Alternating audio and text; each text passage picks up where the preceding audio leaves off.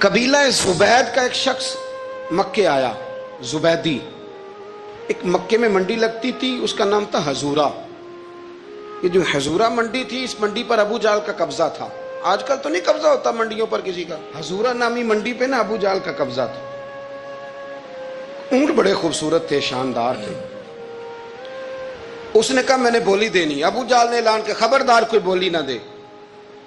بڑی دور تھا قبیلہ زبید، وہ آدمی واپس لے جا نہیں سکتا تھا، مجبور ہو گیا۔ ابو جہل کہنے لگا چوتھا حصہ قیمت دوں گا اور اونٹ تمہیں دے کے جانے پڑیں گے، یعنی اگر لاکھ کے ہیں تو 25,000 کے دو۔ بندہ بڑا پریشان ہوا، چودھریوں سے بات کی تو کہنے لگے بدماش بڑا ہے، ہم شریف لوگ ہیں، شریف اور بزدل میں، بزدلی کو شرافت کا نام نہ دو، پکی بات کر رہا ہوں، شریف اور بزدل میں شریف ضرور بنو پر بزدل نہ بنو۔ جی ہم جی شریف لوگ ہیں جی، وہ کیا مطلب؟ کوئی پاس نہ آیا، وہ بیچارہ نہ کونے میں بیٹھ کے رونے لگ گیا، کہنے لگا میں کدھر جاؤں یارو، میں واپس بھی نہیں لے جا سکتا، اور چوتھے حصے میں دے کیسے جاؤں، اتنا نقصان۔ وہ رو رہا تھا تو کہیں حضرت زید بن ارقم نے سن لیا۔ آپ فرمانے لگے کیوں روتا ہے؟ کہنے لگا یار میں نے تو اہل عرب کی تعریف سنی تھی، میرے ساتھ کھڑا ہی کوئی نہیں ہوتا۔ تو آپ فرمانے لگے تو نے عربی دیکھا ہی کب ہے؟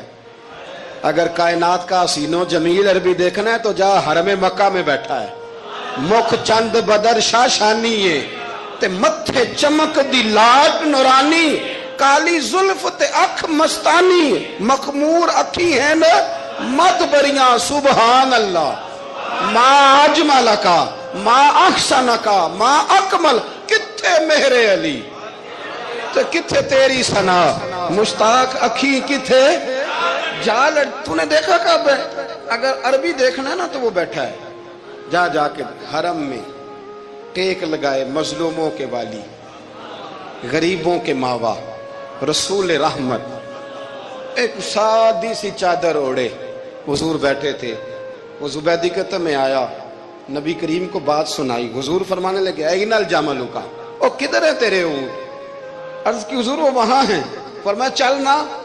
حضور کوئی بولی نہیں لگا رہا، کوئی خرید نہیں رہا، ابو جہل گھنٹا پڑا، اس کے ڈر سے سہم گئے۔ حضور فرمانے لگے چل نا، میں بولی لگاتا ہوں۔ اور دیکھو نرخ بازار محبت کا انوکھا ہو گیا، خود خریداروں شامل آ کے مولا ہو گیا۔ نبی کریم نے حضرت سعد بن ابی وقاص کو بلایا، حضرت عمر کو، حضرت ابو بکر کو، مدد کے لیے نہیں۔ حضور فرمانے لگے میری جیب میں پیسے تھوڑے ہیں، ظاہری طور پہ تھوڑے ہیں، ورنہ تو کائنات کے خزانوں کی کنجیاں حضور کے پاس، تھوڑے تھوڑے پیسے دو بھی بولی دینی ہے۔ سب سے پیسے لیے میں چلو بولی لگانے چلے۔ حضور آئے، اللہ اکبر، یہ میرے رسول کا طریقہ ہے، آؤ ذرا تھوڑی دیر کے لیے سوچیں۔ ابو جہل بیٹھا ہے بڑی مسند پہ، قربان جاؤں مدینے والے حبیب۔ وہ زبیدی کہتا اس کے کپڑے مہنگے تھے، حضور کے سادے تھے، اس نے بڑی پگڑی باندھی تھی، حضور کی سادی تھی۔ کہتے ہیں وہ آنکھیں اٹھا کے بات کرتا، مدینے والے نبی آنکھیں جھکا کے بات کرتے۔ وہ بولتا جاتا، حضور تھوڑے تھوڑے سادے سادے ٹھہر ٹھہر کے جملے بولتے۔ کہتے ہیں نبی کریم علیہ السلام اس کے ساتھ آ کے حضور بیٹھ گئے اور فرماتے ہیں میرے رسول کریم نے اپنا جبہ سیدھا کیا، پگڑی کو حضور نے سیدھا کیا اور فرمایا چل لگا بھائی بولی۔ ایک اس نے لفظ بولے، پھر حضرت ابو بکر نے بولی دی، پھر حضرت عمر نے دی، پھر سعد بن ابی وقاص نے دی، پھر زید بن ارقم نے دی، پھر رسول کریم نے دی۔ وہ کہتا ہے جتنے میں بیچنا چاہتا تھا نبی پاک نے ڈبل میں میرے اونٹ خریدے، ڈبل میں اونٹ خریدے میرے رسول۔ سلام اس پر کہ جس نے دشمنوں کو بھی قبائیں دی، سلام اس پر کہ جس نے گالیاں سن کر دعائیں دی۔ اور میرے اعلیٰ حضرت کہنے لگے جاؤ جا کے اعلان کر دو، غم زدوں کو رضا مجدہ دیجئے کہ ہے بے کسوں کا سہارا ہمارا، بے کسوں کا سہارا، جاؤ غم زدوں کو رضا مجدہ دیجئے کہ ہے بے کسوں کا سہارا۔ رسول کریم صلی اللہ علیہ وسلم نے نا خریدا مال، اور حضور سید عالم وہاں سے نکلے، اور نکلتے وقت حضور فرمانے لگے ابو جہل تیری آج شکایت آئی ہے، آج کے بعد نہ آئے، مکہ سارا اس کے ساتھ ہے، حضور کی مخالفت ہو رہی ہے، 40 لوگ ہیں صرف کلمہ پڑھتے، اور دین کا کام دار ارقم میں قید ہو کے کرنا پڑتا ہے، لیکن جب ظالم کے خلاف نکلے ہیں تو پھر دار ارقم میں بند ہو کے نہیں، پھر میدان میں نکلے اور فرمایا آج کے بعد تیری شکایت نہ آئے۔ کہنے لگا جی بالکل نہیں آئے گی۔ میں آپ کو موقع نہیں دوں گا. حضور چلے گئے تو پیچھے سارے کافر اس کے گرد اکٹھے ہو گئے, کہنے لگے ہم پہ تو بڑا روب ڈالتا ہے, اب تجھے کیا ہوا, پانی پانی ہو گیا, تو کیا کون سا سانپ سونگ گیا, بولا ہی نہیں. کہنے لگا مجھے لات و منات کی قسم, جب مصطفیٰ کریم میرے پاس آئے تو ان کے ساتھ ایسی ایسی طاقتیں تھیں, نیزے تھے, برچیاں تھیں, بھالے تھے, مجھے لگتا تھا میں نے سی کی تو میرے ٹکڑے ٹکڑے کر دے. کہنے لگے جا پاگل ہو گیا, ان کے پاس تو چھڑی بھی کوئی نہیں تھی, وہ تو خالی ہاتھ ہیں, بکواس کرتا ہے, کچھ بھی نہیں تھا. کہنے لگا مانو نہ مانو, ان کے پاس بڑا کچھ تھا. اور اگلی بات جو اس نے کی وہ تاریخ میں محفوظ ہے, وہ تاریخ میں محفوظ ہے, وہ تاریخ میں محفوظ ہے, وہ تاریخ کا حصہ ہے. ابو جہل کہنے لگا اٹھتے ہی کہ مجھے لگتا ہے جب تک محمد ابن عبداللہ موجود ہیں یہ ہمیں ظلم نہیں کرنے دیں گے, یہ ہمیں کوئی زیادتی کرنے, تاریخ میں محفوظ ہے جملہ ابو جہل کا. کہنے لگا جب تک یہ موجود ہے ہمیں کوئی زیادتی کرنے. حضرت فرمایا کرتے تھے زندہ نبی کے ماننے والوں زندہ بن کے زندگی گزارو. زندگی زندہ دلی کا نام ہے, مردہ دل کیا خاک جیا کرتے. جو قومیں سر اٹھا کے جیتی ہیں وہ زندہ ہوتی ہیں. اس لیے اپنی زندگی میں حق کے خود اختیاری پیدا کریں, جینا سیکھیں, لڑنا سیکھیں, میدان میں رہنا سیکھیں. سہم سہم کے وقت نہیں گزرے گا, ظلم سہنے سے بھی ظالم کی مدد ہوتی ہے. لہذا حق لینا سیکھیں, حق پر کھڑے ہونا سیکھیں, اپنے مزاج میں یہ باتیں پیدا کریں. مجھے خاتون نے پوچھا, میرا بھائی کہتا ہے حصہ لے لے پھر میرے مرے کا منہ نہ دیکھنا. میں کہا پتر تو حصہ لائے نہ منہ ویکھی ہوتا, کوئی ضرورت نہیں, منہ ایسے ظالم کا منہ ویسے بھی نہیں دیکھنا چاہیے جو بہنوں کا حصہ کھا جائے. میں نے کہا تو منہ دیکھنے کی کوئی ضرورت, یہ کوئی بلیک میلنگ ہے. ابا کہتا ہے حصہ لے لو منہ نہ دیکھنا. میں کہا بالکل نہ ویکھی, تو بلکہ آگ میں ویکھنا بھی نہیں چاہتی, تو ادھر رکھ, اللہ رسول نے مقرر کیا میرا حصہ. کیا فلسفہ ہے ہمارا, جو بات غلط ہے اس پہ لوگوں کو بلیک میل کرتے ہو. جائز بات پہ ڈٹنا سیکھو. آپ جب ڈٹ جاتے ہیں نا تو پھر اللہ مدد کرتا ہے, پھر اللہ تتنزل علیہم الملائکہ, پھر اللہ فرشتے بھی نازل کرتا ہے. حضور نے فرمایا جو جان کی حفاظت کرتے مر گیا وہ بھی شہید, جو مال کی حفاظت کرتے مر گیا وہ بھی شہید, جو دین کی حفاظت کرتے مر گیا وہ بھی, جو خاندان کی, اپنے گھر کی, اپنے بچوں کی حفاظت کرتے مر گیا وہ بھی. تو اتنا بڑا درجہ حضور نے بیان کر دیا ہے.